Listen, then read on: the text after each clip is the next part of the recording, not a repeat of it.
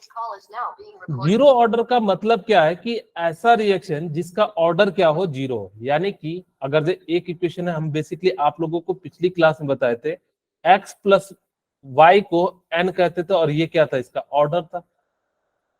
अब जो n की वैल्यू होनी चाहिए वो कितनी होनी चाहिए, जीरो होनी चाहिए। इस टाइप के रिएक्शन को हम लोग कहेंगे जीरो ऑर्डर रिएक्शन। जैसे मैं आपको एक समझाने के लिए कहता हूं, मेरे पास A से मैं प्रोडक्ट बना रहा हूं।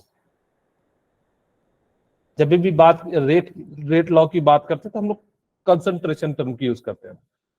अगर A से B बन रहा हो, मुझे रेट लिखना हो, यानी कि K A⁻0 हो जाएगा। बोलिए, कहोगे सर ये क्यों जीरो लिए? क्योंकि मैंने कहा कि जीरो ऑर्डर रिएक्शन है, ये हमारे हाथ में नहीं होता, ये एक्सपेरिमेंटली जो है डिटरमाइन करते हैं। इसीलिए हमने क्या करा, R = K A⁻ क्या कर दिया, जीरो कर दिया। ओके, चलिए ठीक है, इतना सी बात आप लोगों को समझ में आ गया। अच्छा, मुझे इस इक्वेशन का रेट लॉ लिखना हो तो यानी कि ROR, तो मैं क्या लिखूंगा, माइनस dA/dt। बोलिए, क्या मैं ऐसा लिख सकता हूं? Yes sir. Yes. इसको इक्वेशन मैंने 1 मान लिया, इसको इक्वेशन क्या मान लिया, 2 मान लिया। क्या दोनों यहाँ पे ROR लिख सकता हूं? मैंने बताया था कि ये भी ROR के बराबर होता है। क्या मैं दोनों को इक्वेट कर सकता हूं, इक्वेटिंग इक्वेशन 1 और 2?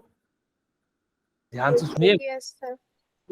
आप Yes. हाँ, यस। इक्वेटिंग ऑफ इक्वेशन 1 और 2। अगर मैंने इक्वेट किया तो मैं ऐसा लिख देता हूं, minus dA divided by dt = KA। बोलिए, क्या किन्हीं को यहां तक कोई दिक्कत है, बता दीजिए। No, sir. ओके, चलिए अब हम बात करते हैं यहां पे कि मैंने क्या करा कि मैं चाहता हूं कि इसको सॉल्व करने का मेरे पास कोई तरीका हो। तो मैंने कहा कि भाई इंटीग्रेटेड लॉ लगाते हैं। ठीक है, अच्छा मैं एक और बात बता देता हूं, पहले यहां से इसके ग्राफ बता देता हूं। ठीक है, यहां से अगर जो मैंने R = फिर मैं आगे बात बताऊंगा, K A⁻0 लिख सकता हूं। ठीक है, क्या मैं R = K लिख सकता हूं? ये क्या है, रेट कांस्टेंट है। इसका जो ग्राफ बनता है, ध्यान रखिएगा, मैंने यहां पे रेट लिखा और यहां पे मैंने टाइम लिखा। मुझे बताइए, क्या ये कंसंट्रेशन पे डिपेंड कर रहा है? No. No sir. नो, नहीं कर रहा है। No, sir. क्या रेट हमेशा फिक्स होगा या वेरी करेगा? Fix. कांस्टेंट। यानी कि ये कांस्टेंट होगा। बोलिए, यानी कि क्योंकि देखो खुद कह रहा है कि R = K, यानी कि R बढ़ेगा तो K बढ़ेगा। A पे तो डिपेंड ही नहीं कर रहा।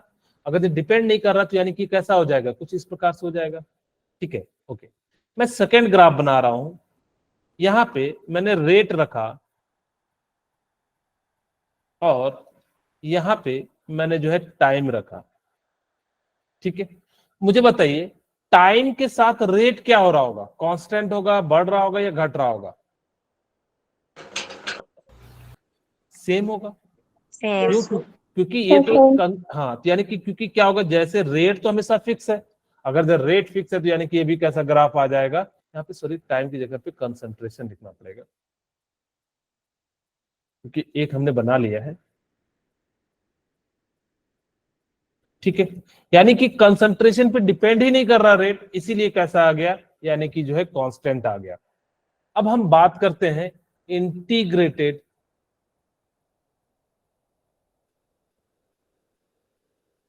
Zero order.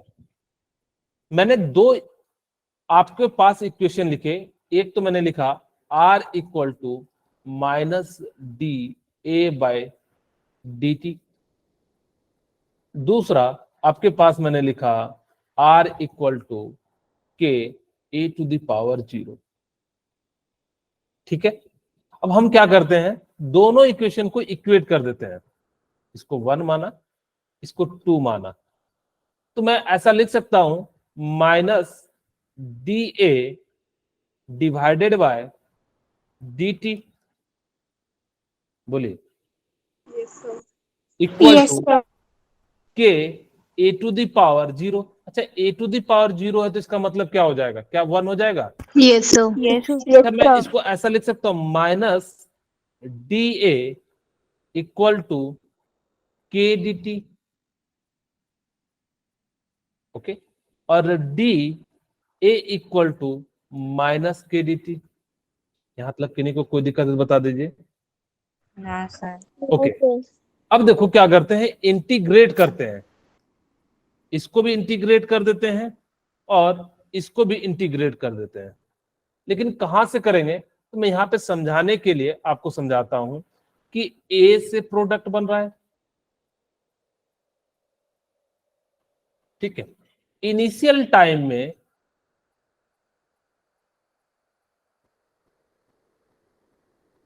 इसका कंसंट्रेशन था ए नॉट, लेकिन आफ्टर टी टाइम पे, इसको ना ऐसे बुक में लिखा रहता है, शॉर्ट फॉर्म में लिख देता हूं, यानी कि टी इक्वल टू जीरो पे इसका कंसंट्रेशन क्या मान लिया, ए नॉट मान लिया, और T equal to T time पे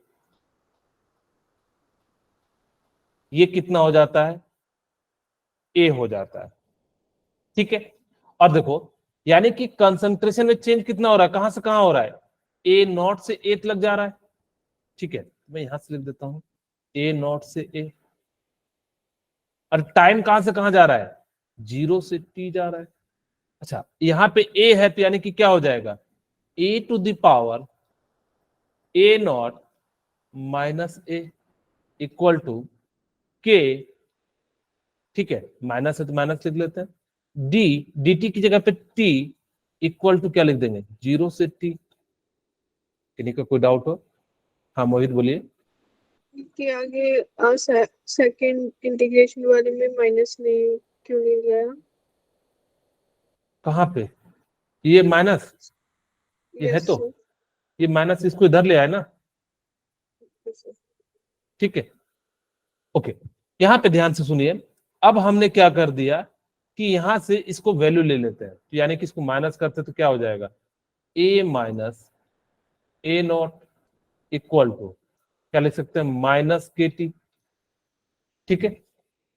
क्या हो जाएगा, अब इसी चीज को हम क्या लिख सकते हैं, A plus K T equal to A naught, और इसी चीज को हम लोग ऐसा लिख सकते हैं, A not equal to A plus K T. यही जो होता है आपका जीरो ऑर्डर का इक्वेशन होता है,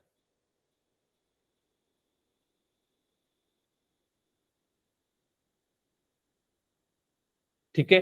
अब आपको इसको याद रखना है, क्या याद रखना है, ए नॉट इक्वल टू ए, जहां पे मैं यहां पे सारी बातें लिखता हूं कि A not equal to A plus K T. A not क्या है, इनिशियल कंसंट्रेशन है,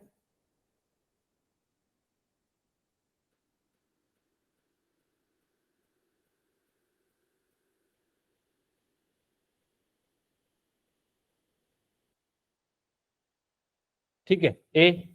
और ए क्या है, after T time concentration of A है, और के क्या है, रेट कांस्टेंट है या स्पेसिफिक कांस्टेंट है या वेलोसिटी कांस्टेंट है,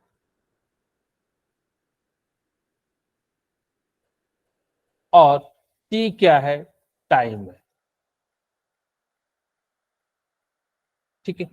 यानी कि कितने टाइम में जो है, इस आपको ये फॉर्मूला क्या करना है, आपको ध्यान रखना है, A not equal to A plus K T हो जाएगा, और इसमें ये सारे टर्म क्या है, यानी कि इस प्रकार से आगे हम जब क्वेश्चन कराएंगे तो आपको जो है इन फॉर्मूले का यूज पड़ेगा।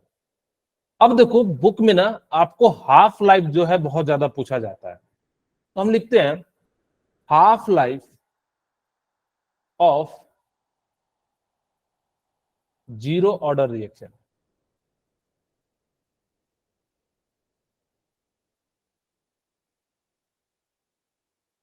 हम कैसे इसके जीरो ऑर्डर यानी कि हाफ लाइफ को निकालेंगे जीरो ऑर्डर रिएक्शन के, इसका मतलब क्या है कि कोई रिएक्शन कितना कंप्लीट हो रहा होगा, हाफ लाइफ है यानी कि 50% रिएक्शन कंप्लीट हो रहा होगा. It means reaction is completed 50%.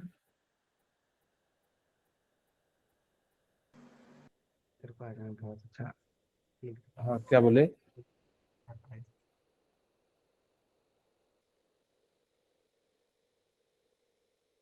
कुछ डाउट है किन्हीं को?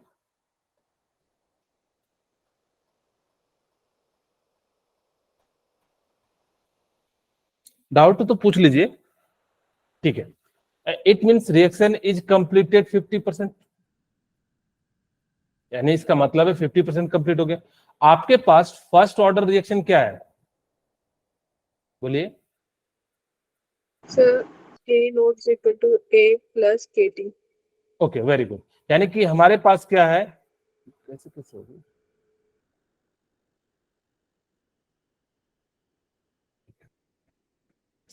A naught equal to A plus KT. ठीक है. अब यहां पे फिर से ध्यान दीजिए. हमारे पास क्या है कि A से प्रोडक्ट बना रहे हैं. ठीक है. अब A से क्या कर रहे हैं, प्रोडक्ट बना रहे हैं. और हमारे पास क्या है यहां पे कि टाइम 0 पे A नॉट कंसंट्रेशन है. हमने कहा कि T हाफ पे जो इसका कंसंट्रेशन बचेगा वो A नॉट, क्योंकि आधा हो जा रहा है. तो मुझे बताइए कि मैं यहां पे A naught equal to A naught by 2 लिख सकता हूं, बोलिए. क्या मैं ऐसा लिख सकता हूं? कहोगे क्यों?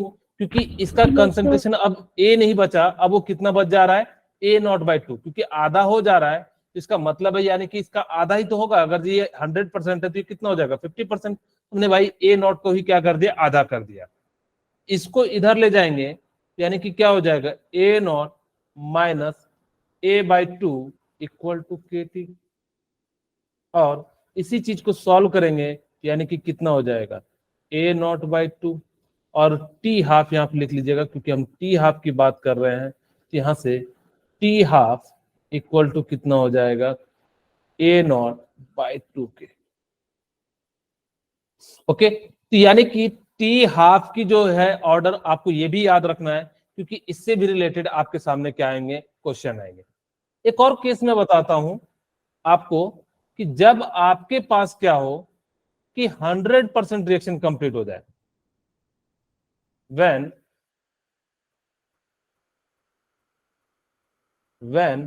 100% reaction is completed.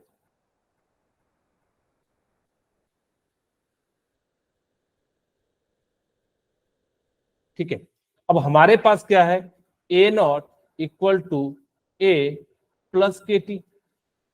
मैं इसी चीज को थोड़ा सा इस प्रकार से लिख देता हूं, A नॉट माइनस A और T हाफ, यानी कि यहाँ पे मुझे जो है T 100% निकालना है. तो A naught minus A divided by कितना हो जाएगा, ये हो जाएगा. ठीक है.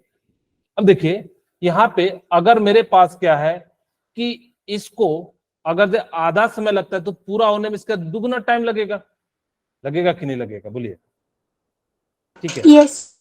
यानी कि यहां से हमारे पास A नॉट को इतना लग रहा है, तो यानी कि यहाँ पे भी कितना हो जाएगा, यानी कि A नॉट बाई 2. अगर मैं आधा आधा की बात करूं तो यानी कि पूरा को निकालने के लिए मेरे पास कितना हो जाएगा, A नॉट बाई 2 के. 100% है तो यानी कि कितना हो जाएगा, इसका 2 टाइम्स हो जाएगा. मैं ऐसे समझाऊं कि 50% कंप्लीट होने में 50% कंप्लीट होने में T टाइम लगता है, तो 100% टाइम कंप्लीट होने में कितना लगेगा, 2T लगेगा. मैं सीधे सीधे भी निकाल सकता था, मैं यहां से इतना तामझाम ना करके. मेरे पास T हाफ की जो वैल्यू है वो कितनी है, A नॉट बाई 2 के. बोलिए इतनी है. अगर मुझे 50 से जाने में T टाइम लगता है तो 100 जाने में इसका कितना लगेगा, 2 टाइम्स लगेगा. 2 टाइम्स. ठीक है. यानी कि कितना हो जाएगा, A नॉट बाई 2 के इंटू कितना हो जाएगा, 2 टाइम्स.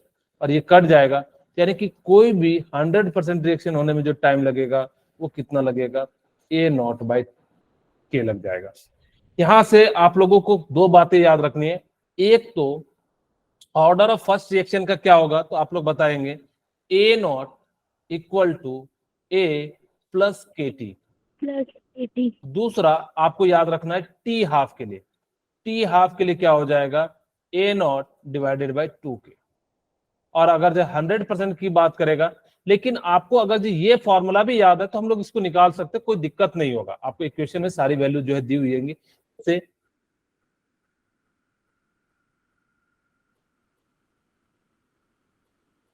मैंने दो जगह लिख दिया क्या, सॉरी कहाँ लिख दिया मैंने, ठीक है चलिए कोई बात नहीं। अगर जो T½ की वैल्यू पीछे भी लिखा गया होगा तो उसको चेक कर लीजिएगा, ठीक है। अब देखो जैसे मेरे पास एक क्वेश्चन है, इस टाइप के क्वेश्चन आपको बहुत ज्यादा देखने के लिए मिलेंगे। मैं इसकी शॉर्ट ट्रिक भी बताऊंगा पहले, लेकिन मैं आपको एक जनरल तरीका बताता हूँ। कह रहा है जीरो ऑर्डर रिएक्शन है, 50% कंप्लीट होने में 2 मिनट लग रहा है, तो कहता है 75% कंप्लीट होने में कितना समय लगेगा। अब मेरे पास फॉर्मूला क्या है, देखिए A0 = A+KT, ठीक है। और यहां से हमारे पास कितना है कि T½ है, ये मैं T½ सीधे सीधे लिख सकता हूं। क्या लिख सकता हूं, A0/2K। क्या लिख सकता हूं T½ के लिए, बोलिए। Yes. अच्छा देखो Yes. यहां से हमारे पास A0 की वैल्यू कितनी है, 50, सॉरी यहाँ पे A0 की वैल्यू कितनी हो जाएगी, 100 डिवाइडेड बाय 2K। K की वैल्यू आपको पता नहीं है, यहां से हम सीधे सीधे 50 ना लेके जो है हमने क्या कर दिया, इस प्रकार से लिख दिया। ओके, अब सेकंड केस कहता है कि मेरे पास क्या है कि 50% यानी कि A0, क्योंकि 70% हमारे पास पता नहीं, हमें तो फॉर्मूला किसका पता है, इसका पता है यानी कि T½ का। तो हमने कहा कि भाई A0 है, यानी कि इनिशियल में आप इसको 100 मान लो, ठीक है। और यहाँ पे कंप्लीट कितना हो जा रहा है, यानी कि आपके 75% कंप्लीट हो रहा है, तो बच कितना रहा है 25 + KT = कितना हो जाएगा 75 डिवाइडेड बाई K = T, ठीक है। यहां से मैं कटा देता हूं तो ये 50 हो जाएगा, और इसी चीज को मैं क्या लिख सकता हूँ 50 डिवाइडेड बाई K। अच्छा देखो दोनों क्या निकाल रहे हैं, T½ यानी कि अगर हम देखो तो यहां से टाइम निकाल रहे हैं, तो दोनों को हम लोग क्या कर सकते हैं, इक्वेट कर सकते हैं, ठीक है। इसका जो वैल्यू दिया हुआ है टाइम का वो कितना दिया हुआ है, 2 मिनट दिया हुआ है, इसको इक्वेशन 1 मान लीजिए, ठीक है। दूसरे में 75% कंप्लीट होने के लिए आपसे जो है टाइम पूछा है, तो हम क्या करते हैं, इस इक्वेशन को डिवाइड कर देते हैं, यानी कि 50 divided by K = 75 divided by K = 2/T। बोलिए यहां तक ऐसा लिख सकते हैं। अच्छा ये देखो यहां से 50/K, तो ये K से K कैंसिल आउट हो जाएगा, हम क्या लिख सकते हैं 50 डिवाइडेड बाई 75 = 2/T। और यहां से कटा दीजिए, कितनी बार में कटेगा 2, और ये कितनी बार में 3, तो यहां से कितनी वैल्यू आ जाएगी T की, 3 मिनट आ जाएगी। अब हम इस तरीके का यूज नहीं करेंगे, ठीक है। अगर आपके पास जीरो ऑर्डर दिया हुआ हो तो आप इस तरीके का यूज ना करो। बुक में देखो कैसे दिया हुआ है, मैं बताता हूं, T times of 1, T times of 2, और ऊपर में percentage of first and percentage of second, ठीक है। अब देखो फर्स्ट का टाइम 2 दिया हुआ है, इसको T2, और फर्स्ट का परसेंटेज 50 दिया हुआ है, और इसका कितना दिया हुआ है 75 दिया हुआ है। अब इसको सॉल्व करते तो यानी कि कितना आ जाता है, यहां से कटा दीजिए तो हमारे पास कितना आ जाएगा 2, और ये 3 फिर से कट जाएगा, यानी कि जो है T2 = 3 मिनट आ जाएगा। लेकिन हमें ये भी तरीका नहीं अपनाना है, ठीक है।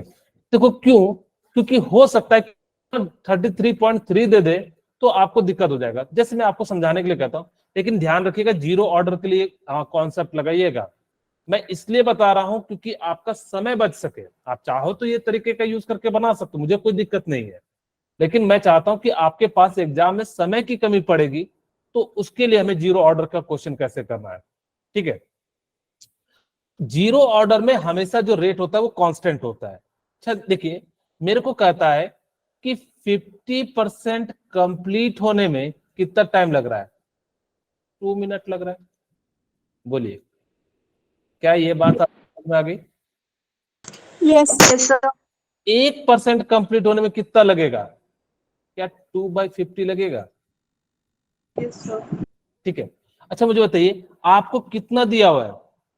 75% में कितना लगेगा, यानी कि ज्यादा लगेगा, इंटू 75। लेकिन ये वाला तरीका कहां लगाओगे? सिर्फ जीरो ऑर्डर में, ऐसा नहीं कि सब में लगा देना। तो क्या ये यहां से कटा दूं? क्या अभी भी टाइम 3 आ गया?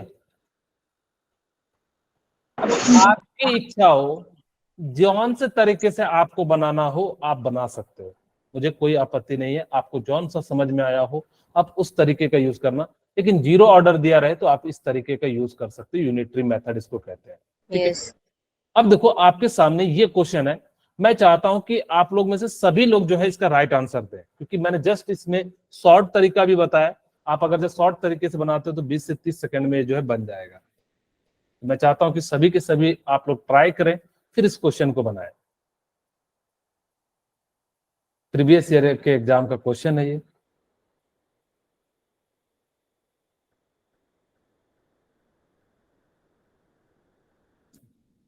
क्या मोहित क्लास समझ में आ रहा है? Yes sir. कुछ दिक्कत है तो बताइए।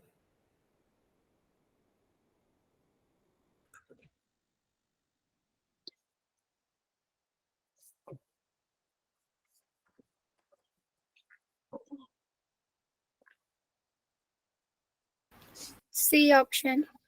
वेरी गुड, देखिए बना लिए ना। अब देखो, मैं अगर जो उस पुराने वाले तरीके से बनाऊं या सीधे शॉर्टकट तरीके से?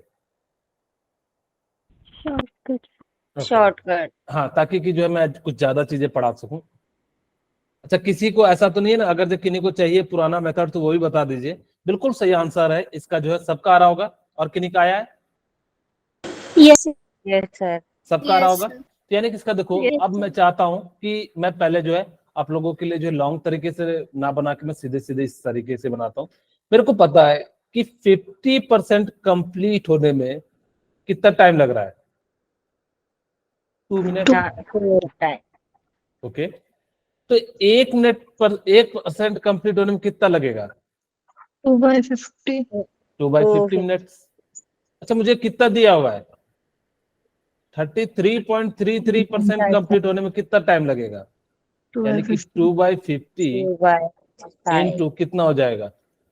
33.33। 33.3। ओके, अब यहां से आप एक काम कर सकते हो कि नीचे में भी 2 से मल्टीप्लाई कर दो, ऊपर में भी 2 से मल्टीप्लाई कर दो, ताकि कि 100 हो जाए।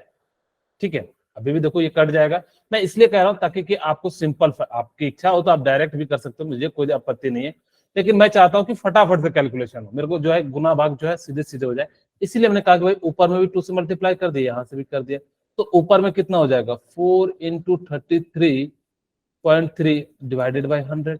और इसको मल्टीप्लाई कर सकते हो, 4 तिया 12, 4 तिया 12, 1 13, और यहाँ पे 4 तिया 12, 1 13।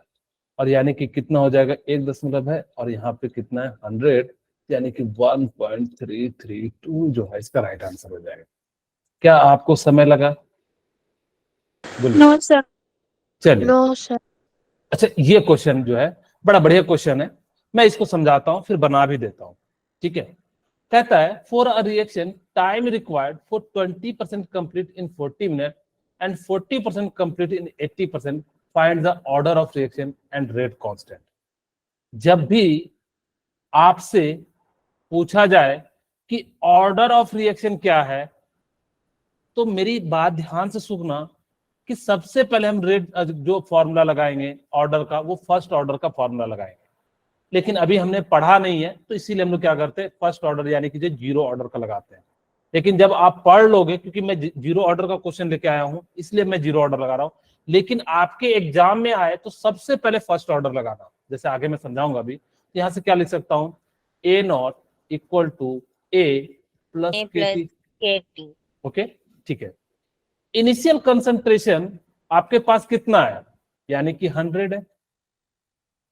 ठीक है, इक्वल टू ए नॉट, यानी कि बचा हुआ कंसंट्रेशन कितना है। आपने 20% कंप्लीट कर दिया, ये ध्यान रखिएगा 20 नहीं लिख दीजिएगा यहां। हमने कहा हमेशा बच कितना गया, यानी कि जितना घटाने के बाद, यानी कि 100 था आपके पास, यहाँ कितना बचा 80 इक्वल टू 80 के, और टाइम कितना दिया हुआ है 40। क्या, यानी कि 40 इसको लिख सकता हूं 20 डिवाइडेड बाय 40 इक्वल टू के, और के की वैल्यू कितनी हो जाएगी 0.5। सेकंड केस की बात करते हैं। अब हमारे पास फिर से वही फॉर्मूला लगाएंगे फर्स्ट जीरो ऑर्डर के लिए, A not equal to A plus K T. ठीक है, अब ध्यान से सुनिएगा, इस बार कितना परसेंट कंप्लीट हो रहा है। इनिशियल तो आपके पास 100 होगा, 100 ए नॉट मान लो, आप चाहो तो ए नॉट यहाँ भी ए नॉट होगा, तो वो कोई दिक्कत नहीं है, आपका कट जाएगा। हमने मान लिया कि भाई 100 है, क्योंकि आगे रेशियो निकालोगे तो कट जाएगा। ओके, अब यहाँ पे ध्यान दीजिए कि ए जो है 40% कंप्लीट हो जा रहा है, तो बच कितना रहा है 60%, यानी कि के, और यहाँ पे टाइम कितना दिया हुआ है 80। अगर 100 में से 60 घटाएंगे तो कितना हो जाएगा 40 डिवाइडेड बाय 80 इक्वल टू के, और यहां से के की वैल्यू कितनी आ जाएगी 0.5। इफ वैल्यू ऑफ के इज सेम, आप जौन सा ऑर्डर लगा रहे हो, अगर आपने फर्स्ट ऑर्डर लगाया और दोनों की वैल्यू सेम आ गई, value of if value of k is same or nearly same, कई बार जो है क्या होता है कैलकुलेशन में जो है नियरली सेम होता है। तो अगर ये आपने फर्स्ट ऑर्डर में अगर यहाँ जीरो ऑर्डर लगाए हैं और दोनों की वैल्यू अगर जो सेम हो जाए, तो यानी कि हम लोग क्या कहेंगे ये जीरो ऑर्डर का क्वेश्चन है, यानी कि जो ऑर्डर है वो कैसा है जीरो, एंड रेट कांस्टेंट कितना हो जाएगा 0.5। If k is not same, then we cannot say it is a zero order reaction। अगर k की वैल्यू सेम नहीं होती तो हम नहीं कहते कि ये जीरो ऑर्डर है। ये जीरो ऑर्डर इसलिए कह रहे हैं क्योंकि यहाँ पे k की वैल्यू क्या है सेम है। ठीक है, जब भी आपको इस टाइप का क्वेश्चन आए तो सबसे पहले फर्स्ट ऑर्डर लगाइएगा, फिर जीरो ऑर्डर लगाइएगा। आपको मैं बता रहा हूँ फर्स्ट ऑर्डर ही जनरली आपका जो है आंसर दे जाएगा, अगर जो नहीं देता है तो हमें जो है सेकेंड ऑर्डर आपको लगाना पड़ेगा। क्या ये बात आपको समझ में आ गई? इस टाइप का क्वेश्चन आएगा तो आप सॉल्व कर लीजिए। ओके, चलिए अब देखो बहुत ही आसान सा क्वेश्चन कहता है, if the rate of the reaction is equal to rate constant, the order of the reaction is, बोलिए कौन सा होगा? जीरो, यानी क्योंकि रेट कांस्टेंट है, किसमें रेट कांस्टेंट होता है? जीरो। और वैसे भी सोच सकते हो कि सर तो जीरो पढ़ा रहे हैं, यानी कि ये क्वेश्चन बताइए, ये तो बहुत ही आसान सा है।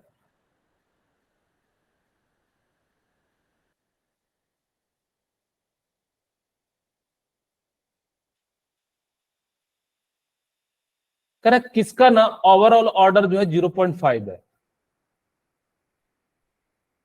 जो आप मेरे को बताएंगे रेज योर हैंड कीजिएगा, फिर वो मुझे बताएं। मोहित क्लास, हाँ मोहित क्लास बना लिए। ज्योति बताइए, ज्योति ठाकुर। इसका बी होगा। ओके, और दूसरा कोई? हाँ कौशल्य बताइए, बताइए क्या होगा इसका राइट आंसर?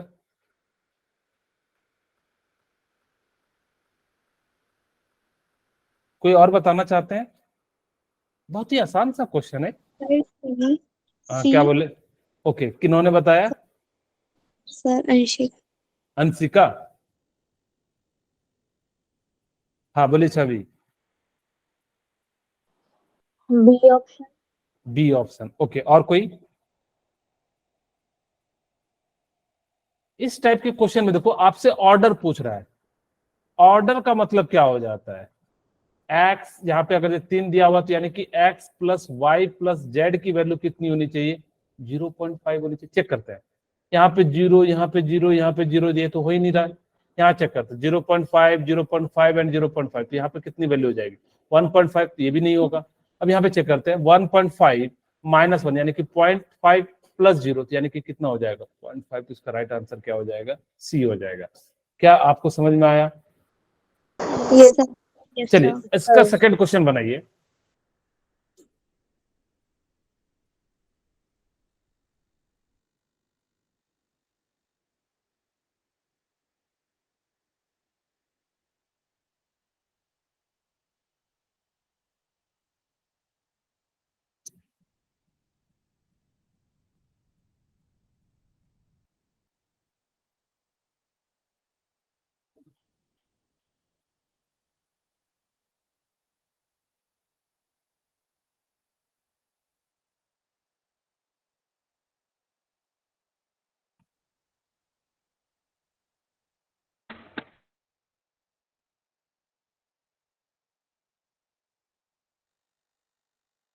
सर 2 ओके चलिए चेक करते हैं। किन्होंने बताया? ज्योति। ओके ठीक है, रेज हैंड भी कर सकते हो। ठीक है ओके, अब यहाँ पे देखते हैं, चेक करते हैं। फॉर अ केमिकल रिएक्शन ए इसे प्रोडक्ट बी बन रहा है। ठीक है, हमने कहा भाई रेट ऑफ रिएक्शन आपको पता है, आर इक्वल टू हम लोग क्या ले सकते हैं, K equal to R equal to K A to the power X. बोलिए कैसा लिख सकते हैं? अब वो कहता है it is the found the rate of reaction double when the concentration A is increase 4 times. तो कंसंट्रेशन एंड रेट का टर्म दिया हुआ है। कहता है कि ए को कहां पे गया, if the rate of reaction double, यानी कि रेट ऑफ रिएक्शन को हम लोग क्या कर रहे हैं, डबल कर रहे हैं, तो कंसंट्रेशन कितना टाइम्स इंक्रीज हो रहा है, 4 टाइम्स। तो यानी कि ये कितना टाइम्स होना चाहिए, 2 टाइम्स, क्योंकि आपको मैंने बताया कि 2 का स्क्वायर तभी तो ये रेट होगा बराबर, यानी कि जो है कितना हो जाएगा, यानी कि 2 टाइम्स हो जाएगा। यानी इसका राइट जाएगा ऑर्डर क्या हो जाएगा, 2 हो जाएगा। बोले क्या समझ में आया? Yes sir. जिनको भी नहीं समझ में आता है ना तो प्लीज पूछ लेना, ठीक है, शर्माना नहीं, घबराना नहीं। ये ना अभी थोड़ी देर में आपको समझा दूंगा, ये वाला इक्वेशन आपको वैसे मैं आपको इससे यूज कराऊंगा तो आपको समझ में आएगा। ठीक है चलिए इसको बनाइए, क्योंकि वो क्वेश्चन में ही आ जाएगा।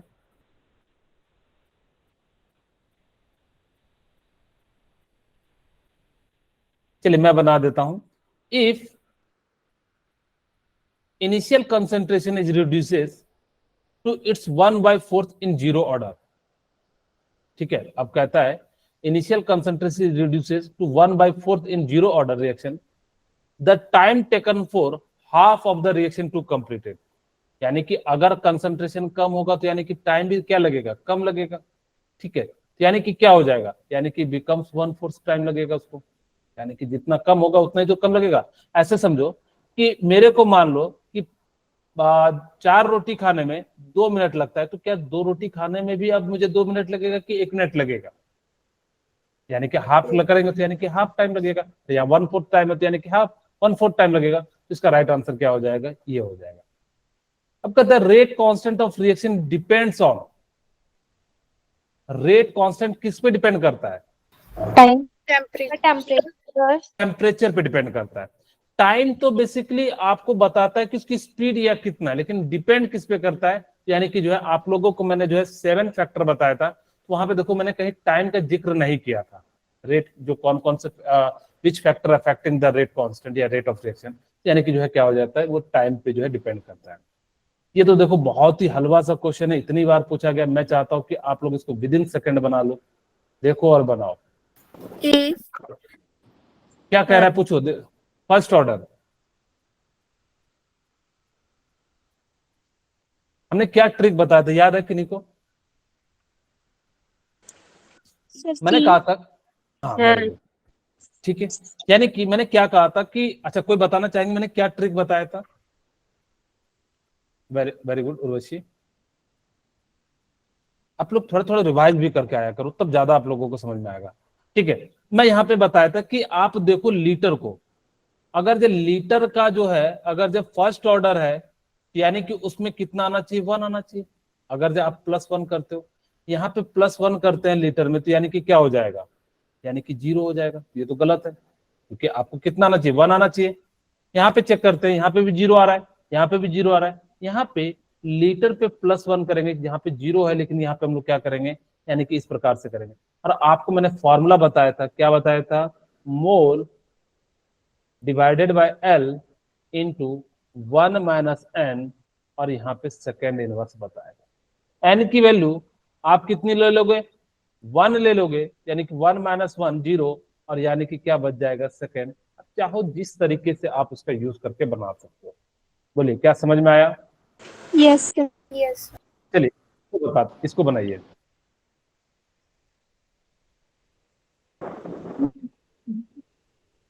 ये मैंने क्लास में भी बताया था बेटा। डी। ओके वेरी गुड, यानी कि इंटीजर भी हो सकता है, इंटीजर में पॉजिटिव नेगेटिव दोनों आ गए, फ्रैक्शन भी हो सकता है, जीरो भी हो सकता है। ठीक है, कहते the order of reaction is said to be 2 with the respect of reactant X. तो मुझे बताना है कि कैसे आप उस रिएक्शन को लिख सकते हो। ऑर्डर दिया हुआ है 2, तो बताइए क्या राइट आंसर होगा। B. Okay, B. Very good. यानी इसका राइट आंसर क्या हो जाएगा, बी हो जाएगा। Thank you Renuka and Kaushalya. ठीक है, यानी कि जो है इस प्रकार से हम लोग क्या कर सकते हैं, यानी कि जो है लिख सकते हैं। चलिए अब हम ना एग्जाम्पल ऑफ पढ़ते हैं। जैसे कि आपको मैंने अभी थोड़ा देर पहले एक क्वेश्चन को स्किप किया था, अब हम बात करते हैं उस इक्वेशन की। Example of zero order reaction. अभी तक हम लोगों ने इनके बारे में पढ़ा। एक मैंने ग्राफ भी बताना भूल गया, उस ग्राफ को भी बताना है मुझे, इसी की बात में बता दूं। ठीक है, example of zero order reaction क्या क्या होता है। जैसे पहला एग्जाम्पल मैं बताता हूं, H2 प्लस Cl2 के प्रेजेंस में हम क्या करेंगे कि रोशनी के साथ रिएक्शन कराएंगे और यहाँ पे जो है 2HCl बनेगा। ये कैसा ऑर्डर हो जाएगा, जीरो ऑर्डर रिएक्शन होगा। ठीक है, K 8H2 to the power 0 and Cl to the power क्या हो जाएगा, 0 आर इक्वल टू। ठीक है, second point, in some reaction, या मैं सीधे सीधे लिख दूं, catalyst of enzyme catalyst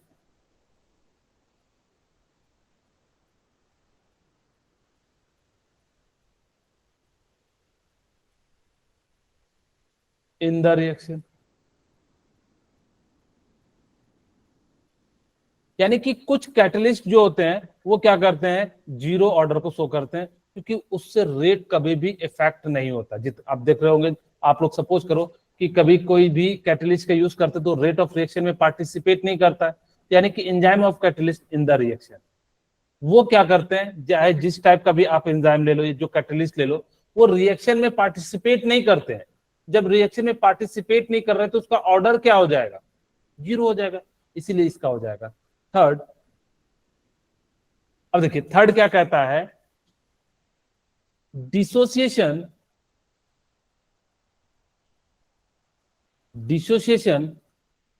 of gas on the solid surface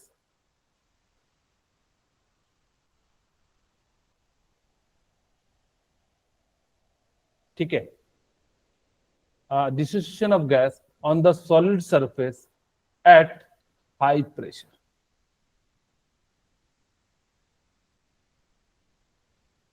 यानी कि हाई प्रेशर पे क्या करेगा, अगर डिसोसिएशन कराते हो तो वो भी कैसा ऑर्डर हो जाएगा, जीरो ऑर्डर हो जाएगा। जैसे मेरे पास देखिए एग्जांपल क्या है, आप लोगों ने इसका नाम सुना है, यस, क्या कहते हैं, अमोनिया। अमोनिया। Ammonia. ठीक है, वेरी गुड। हम इसको बैलेंस कर देते हैं। देखिए क्या बैलेंस है, ये भी हाई प्रेशर पे कैसा बिहेव करता है, यानी कि जीरो ऑर्डर। क्या देखिए यही क्वेश्चन आपसे पूछा था। देखो H2Cl2, अच्छा यहाँ पे H म्यू को हम लोग क्या कहते हैं, सनलाइट भी कहते हैं। यानी कि म्यू को हम लोग क्या कहते हैं, सनलाइट यानी कि रोशनी भी कहते हैं। तो बताओ कौन सा ऑर्डर का रिएक्शन हो जाएगा, 0. जीरो। क्या इसका राइट आप लोगों को समझ में आ गया। यानी कि इस प्रकार से हम लोग क्या कर सकते हैं, जीरो ऑर्डर लिख सकते हैं। मैं आपको एक ग्राफ बता देता हूं यहीं पे, जहां पे मैंने लिखा है इक्वेशन, कहाँ लिखा है मैंने इक्वेशन फर्स्ट ऑर्डर का, यहाँ पर। ठीक है, मैं यहाँ पे एक ग्राफ बनाना चाहता हूं कि अगर जो ध्यान से देखिए,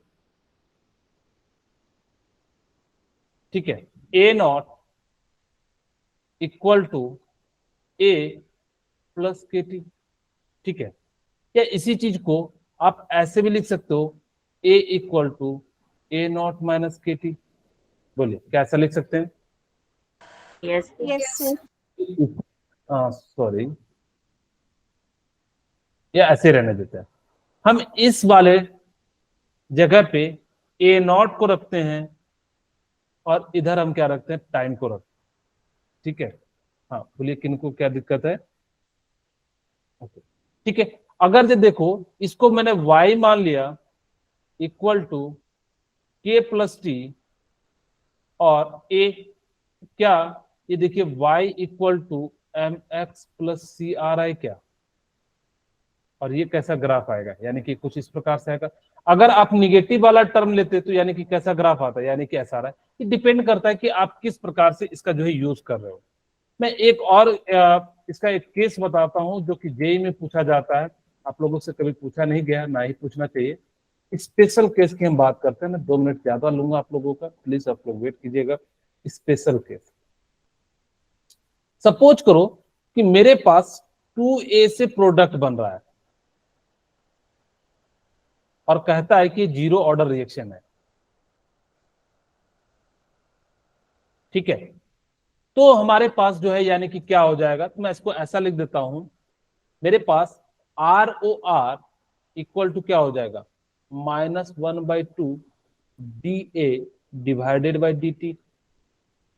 बोलिए, और दूसरा हम लोग क्या लिख सकते हैं, R इक्वल टू क्या लिख सकते हैं यहाँ पे, K A⁴ ठीक है। अब यहां से लिखे दोनों को इक्वेट कर देते हैं, तो यानी कि हम लोग क्या लिख सकते हैं, -1/2 DA divided by DT equal to क्या हो जाएगा, K, ठीक है। और यहां से सॉल्व करते हैं तो DA इक्वल टू -2 DT, और इसको इंटीग्रेट करते कहां से, A0 से A तलक, और इसको इंटीग्रेट करते हैं 0 से T तलक, ठीक है। यहाँ पे क्या हो जाएगा, हमारे पास DA यानी कि A minus A0 equal to क्या हो जाएगा, यहाँ से हमारे पास कितना हो जाएगा, A0 यानी कि जो है T 1/T, ठीक है, -2 को बाहर आ जाएगा, और यहाँ से क्या हो जाएगा T, ठीक है, K भी होगा यहाँ पे K dt, ओके। अब यहां से हमने क्या कर दिया, इसको इंटीग्रेट कर दिया, तो यहां से हम लोग क्या लिख सकते हैं, A minus A0 divided by कितना हो जाएगा, यहाँ पे माइनस है, ठीक है, माइनस की यहाँ पे रख देता हूं, यानी कि कितना हो जाएगा 2KT, और इसी चीज को हम सॉल्व करते थे, यानी क्या हो जाएगा A0 minus A 2K equal to T। बस कुछ नहीं करना है कि जो वैल्यू K है, जितना कोफिशिएंट दिया रहे, आपको उसी को क्या कर देना, नीचे में 2 टाइम्स कर देना। अगर सपोज यहाँ पे 5 दिया रहता, आपको यहाँ पे क्या कर देना रहता, 5 कर देना। इस टाइप के अगर आपको क्वेश्चन मिलेगा तो आप सिंपली क्या कर देना कि आपको जनरली A से प्रोडक्ट ही बनेगा, B से प्रोडक्ट ही बनेगा। आपको अगर जब 2 यूज कर दिया जाए तो आपको क्या करना है, यहाँ पे जो भी स्टिचियोमेट्रिक K के साथ है उसको आपको क्या कर देना है, लगा देना है, ठीक है। यहाँ तक किन्हीं को कोई दिक्कत है तो बताइए।